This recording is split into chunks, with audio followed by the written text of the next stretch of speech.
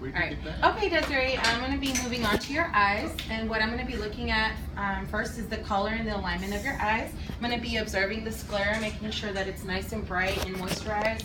And then the conjunctiva to make sure that it's nice and pink.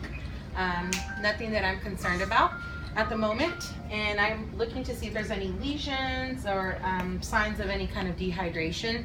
I'm going to be moving on to my Perla test next. So what I'm going to have you do, Desiree, is just follow my pen line, okay? So just a couple tests, and I'll walk you through as we go along. So Perla stands for pupils equal to round, reactive, light, and accommodation, okay? All right, so the first one, you're just going to follow the tip of my pen here, and just follow it straight forward and straight back. Great. So as you can see, everything looks symmetrical. And the next one that I'm going to do is I'm going to come from the side of your face and just let me know where you see my finger at or my pen at, okay? All right, great. And next I'm going to be just observing the pupil, okay? So I'm going to cover up one eye.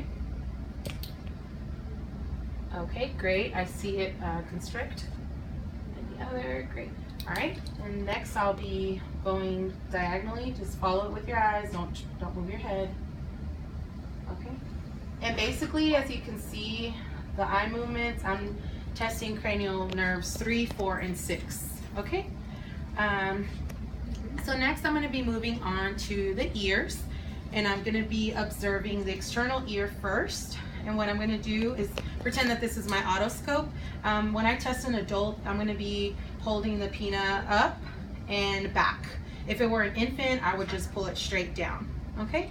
The next test that I'm going to perform is a whisper test. So just kind of repeat what I'm going to whisper to you. Okay. So, 99. Okay, perfect. So as you can see, she heard that. The next test that I'm going to perform is the Weber's test. And so what I'm going to do, this is my tuning fork. I'm going to hit it and I'm going to place it on the top of your head.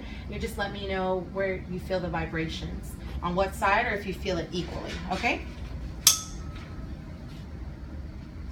Feels good? Okay. And now you're going to listen to the frequency and let me know which one lasts longer. The frequency? All right.